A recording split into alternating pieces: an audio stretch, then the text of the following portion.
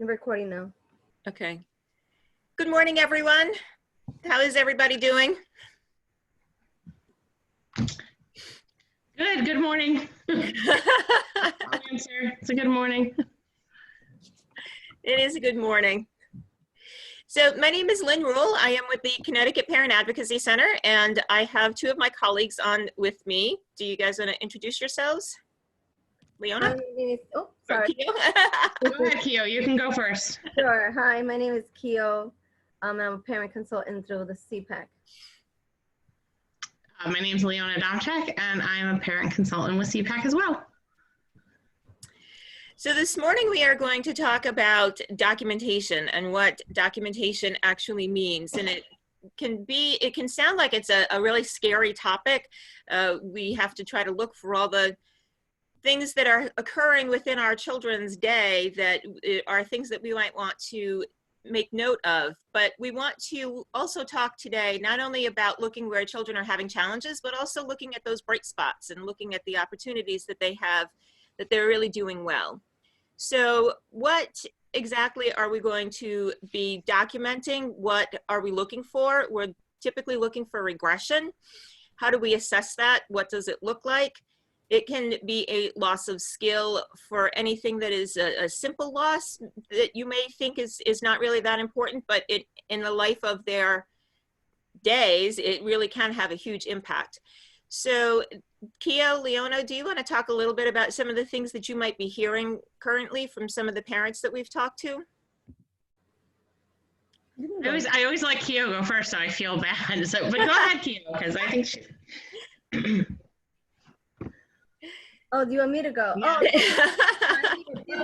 Oh, from kids not engaging, not having motivation, having a hard time with distance learning, actually logging on to a platform, being able to do the work consistently. It doesn't seem to be sustainable for some of the families. So some are actually asking for packets now, or some may have started with packets and decided to try some online learning. So it's a variety of approaches, and also teachers helping either through FaceTime, through Google Meet, and then the parents kind of supporting that learning.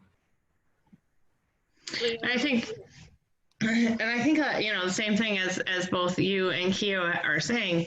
I think a lot of things that we're just hearing, it's different times, so we're all observing different things, and it could be new, it could be a new behavior, it could be a new skill that maybe we didn't know or thought that they had mastered. So it just seems like there's a lot of new and unknown on top of the new norm of e-distance learning. So it just seems like it's a constant flow of information. And I think that it's also a bit of a challenge to really kind of look at what's the difference between regression and just maybe a child who's struggling to try to learn a new skill or to understand what the assignment is because it's being delivered in a different platform, something that they're not used to. This whole idea of talking into your computer screen is new for all of us. And so how are we able to determine what's the difference between regression and maybe that they're just not motivated to do the assignment that day? What would you comment on that, Leon? Let's start with Leona this time. Yeah. I don't know that we necessarily know at the time whether, you know, it's regression. I think regression is going to be an overtime thing. Like we, as parents right away, right, we're already like, now I can see certain skills that need help or that they're not getting right now. Like you talked about being on the Zoom call, and that comes to me instantly. So this kind of conversation for like a child with autism, this is different. This isn't small group skills that they've been getting in lunch bunch at school, or this is a different level of communication that all of a sudden maybe we didn't realize that they needed more skills in, and now all of a sudden we're here. That's not necessarily regression. It's a new observed behavior, but at the same time, that social group, you might have a lot of regression in. So I just feel it's a give and take right now. It is, and it is something that we're going to be looking at over time, which is something that we wanted to talk about today, which is how do we document that? How do we take a look at what kind of behaviors we are seeing and what kind of changes are we seeing in our children over time? So we want to also give you all an opportunity to ask questions. And so if you want to put them in the chat box, we'd be more than happy to address those. But I want to show right now just a couple of documents that we have worked with in order to try and chart what our children are doing. So let's take a look at this one first, which is from a student perspective. This would be a student standard tracker. And this was created by one of my colleagues, and we are giving a student an opportunity to be able to look at the skills that they are working on, and have they mastered it, or do they still need to have more practice? Is it something that they've already attained? Is it a skill that they've been able to say, yeah, hey, I've got that?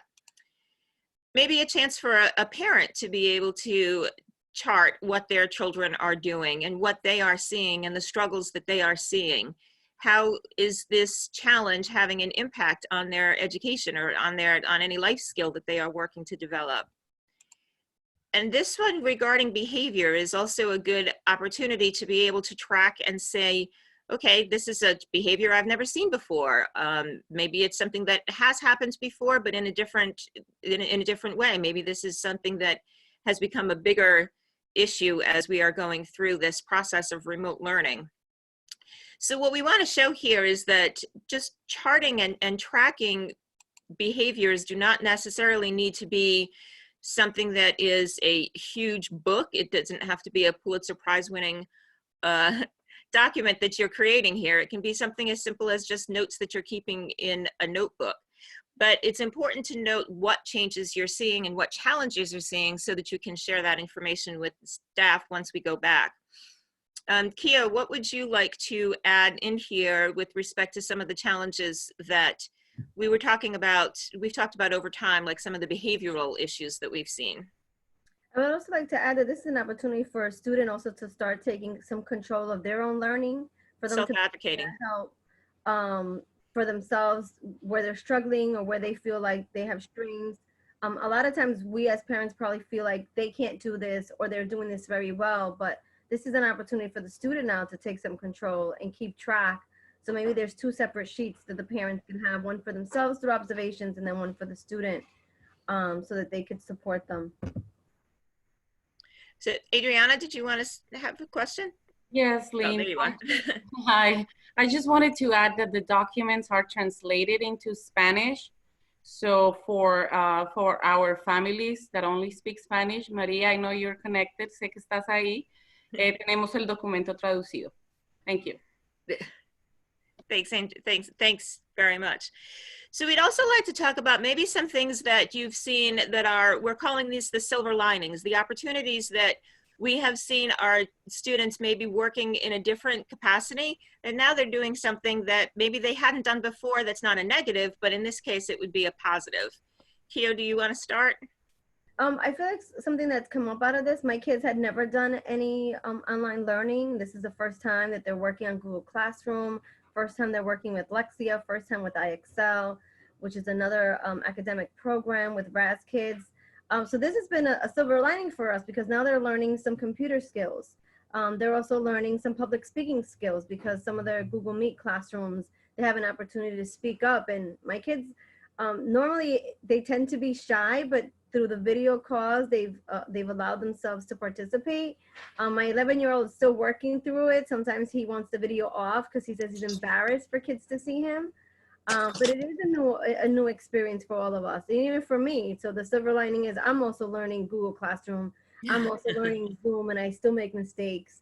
So I feel like even though this is all different for us, there's been opportunities where we've been able to grow as we're learning new platforms and the use of technology.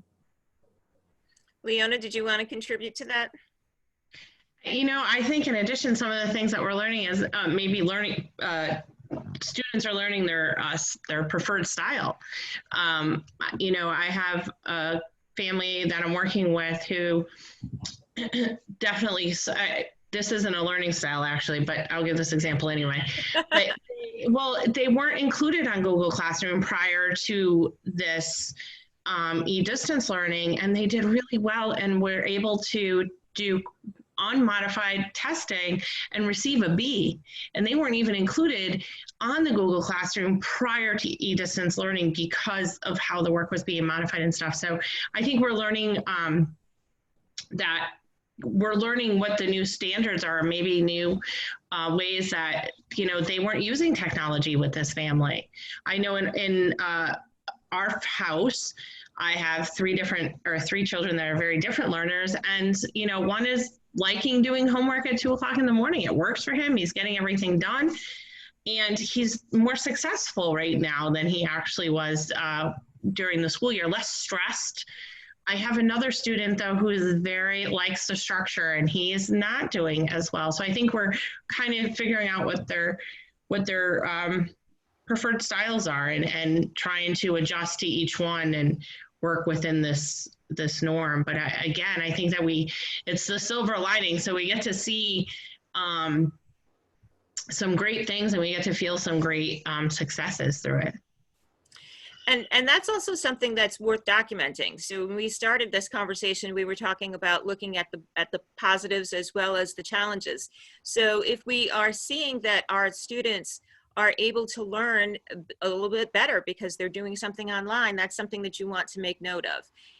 Especially these situations where maybe they had not been included in the Google Classroom, because special ed students are actually gen ed students first, and that's important for us to remember.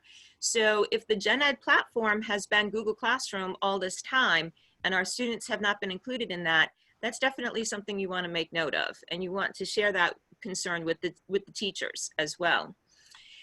We also want to talk a little bit about the correspondence that you have with teachers. What has been some of your experiences? I'd like to open this up to everyone, what some of your experiences have been in terms of speaking with your children's teachers. Have you had good communication with them through this process, or do you feel that there could be other opportunities to be able to engage with them? Does anyone want to start? Unmute yourself. You can unmute yourself, yes. Nobody wants to share? Oh my goodness. I think Kathleen, did you? I did. Sorry, I was Okay. trying to get unmuted. Hi, thank you. You can call me Kathy. Just so it's my first time on the call, and I appreciate finding a group to get some support from. I actually just had a meeting with my son's team this morning because I felt like he wasn't getting the attention. A lot of his work has been just on Google Classroom, read this, answer a question, and take notes, and that just doesn't work for his learning style. And so I asked to pull a team together. And then prior to this, they've been having twice a week office hours, which were noted as being optional. So when I spoke about the fact that he really wasn't seeing his teachers at all, and he was missing that support and missing them, they pointed to these office hours, and I said, but I had been told that those were optional. And they said, well, they are, but they're really recommended. And it just, I think through the whole conversation, it became clear that, everybody's fumbling through this time and trying to figure out the best way to make things work. But I think it became clear that they realized that they needed to sort of tailor what they were doing a little bit more for my son. And so we did come up with some other ways for him to interact and get some more one-on-one time with his teachers and with his other supports. And I'm hopeful that we can move forward in a positive way.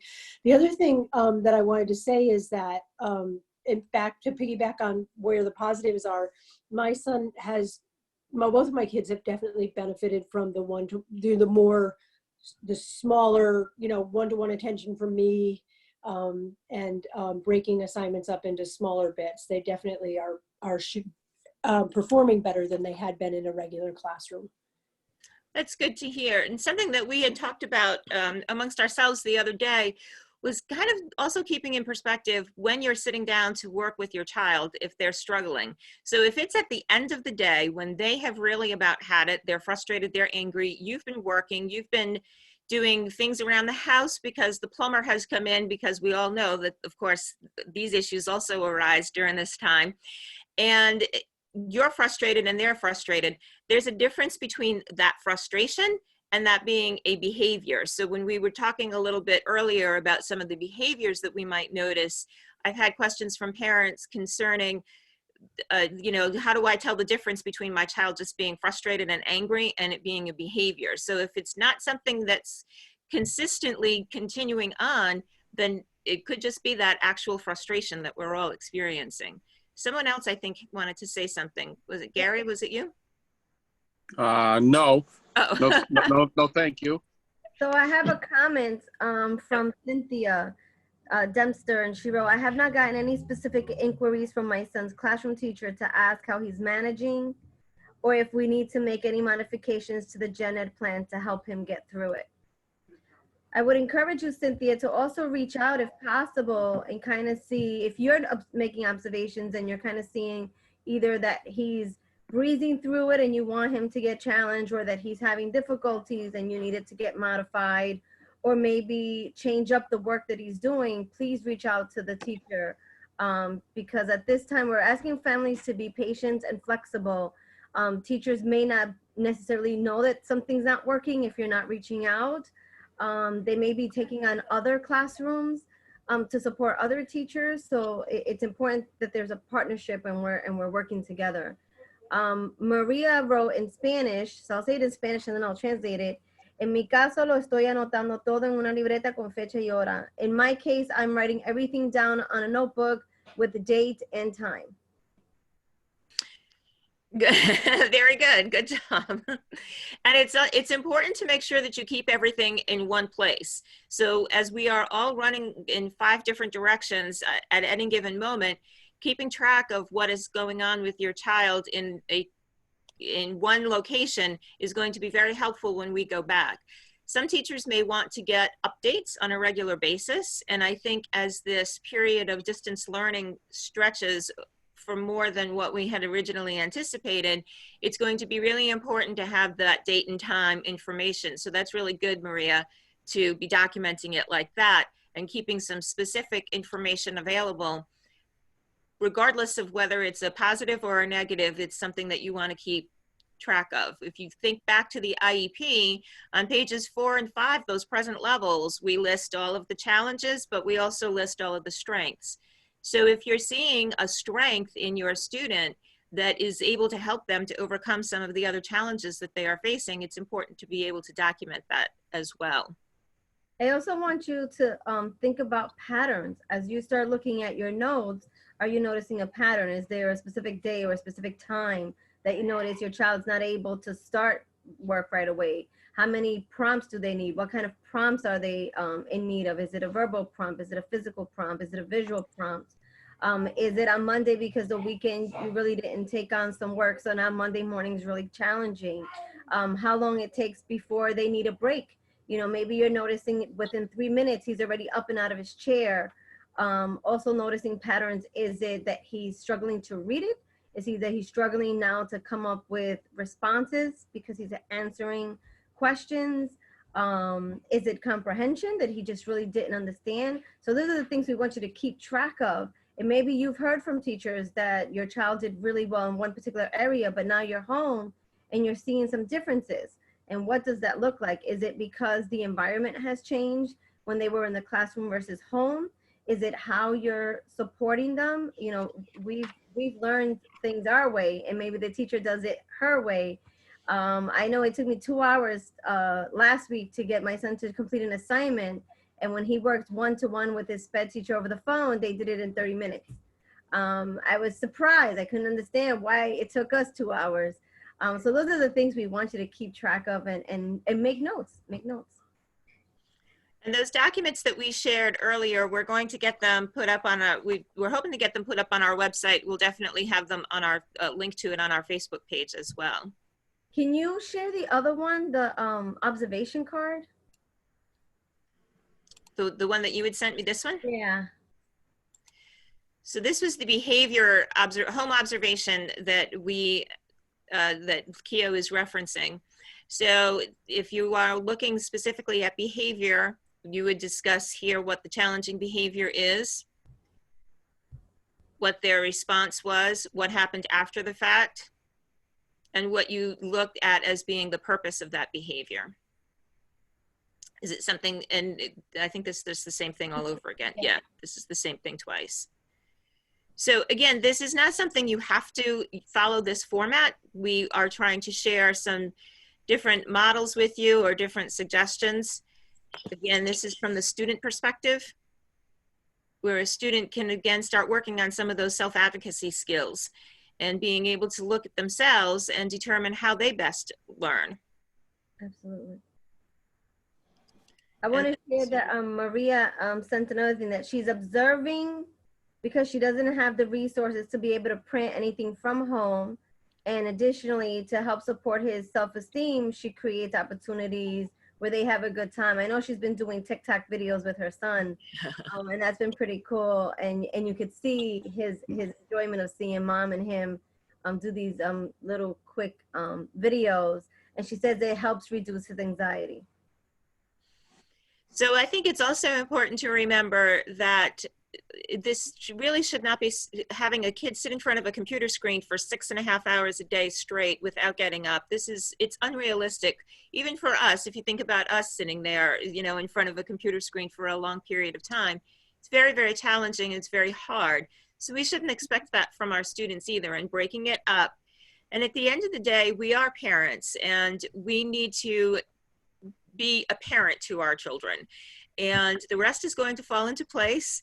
I think that we're putting a lot of pressure on ourselves to try and make sure that we create this ideal school situation.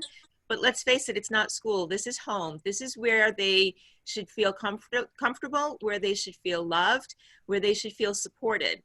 So if they are challenged and they're really struggling, we want to make sure that we take note of it, but that we also try to keep them happy and content. Keo and Leona, did you want to add anything before we wrap up? No, I just want to go ahead, Keo. You go first. Parents to be kind to themselves and kind to their kids.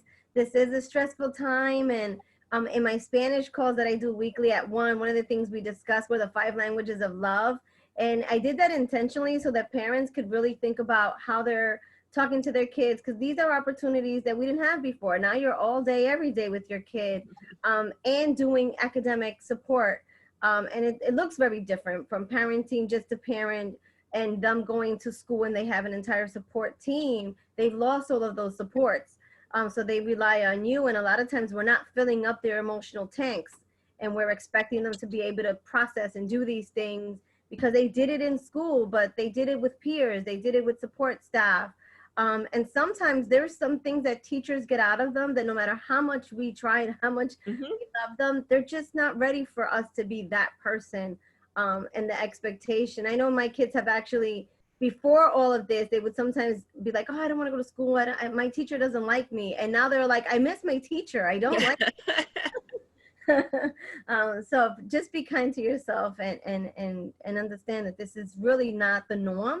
And since it's not the norm, we have to cut them some slack too. And cut ourselves some slack. And that's what I was going to say, kind of follow up on is, you know, home was the safe place. It was the outlet. And now it's everything to everybody. It could be work, home, and I know, Lynn, you've said it, you know, work, home, and school. And so where do they go for that outlet? And I know that we looked at where are we going to teach? Like, where are they going to do their schoolwork? Like, they were doing it at their desk, but we actually took them out and put them in the dining room because their room is their safe space. So that's got to be their safe space, Bill. So I've had another family who, the technology in their district is slim. And so they have to share the one piece of technology. And how do you do multiple kids with one piece of technology? So taking time and figuring that all out. And that's difficult too, because that means learning's going on all day long. So I definitely think, and then the parent, right? So you're doing multiple kids on one technology, and it seems like school's 12 hours long. feeding back to what Keo said, taking care of ourselves as well. And I just want to thank everybody for being here, because I'm glad that you all shared with us and listened to what we had to offer. But I think this is a piece of it too. I know that I've attended a lot of conference call or Zoom calls over the last couple of weeks. The information is a way of just making us all feel connected. So thank you. Thank you. I'd like to just, again, thank everybody for tuning in. CPAC is taking calls. We are supporting parents. And so we would encourage you, if you are feeling that you need some support or that you're not quite sure exactly where to turn, you can reach out to us. Our number is 860-739-3089. And you can also reach us on email, which is cpac@cpacinc.org. Someone asked about the documents that we shared. We are going to upload those and put them on our Facebook page, and we're getting them on our website as well. And if you wanted to send us an email, if you want to get it ahead of time, send us an email. We'll shoot it to you that way as well. So thank you all very much for tuning in. Our next call is next Tuesday. I think is it BCBA again? No, it's, I was going to say, give a shout out to Tuesday. I keep saying Monday in my head, so I'm going to be signed on at the wrong time. But it's next Tuesday, and we're going to have a guest from the Down Syndrome Association who will be discussing literacy during this time. Terrific. So thank you all very much, and I hope you all have a wonderful day. Thank you very much. Thank you. Thank you. One.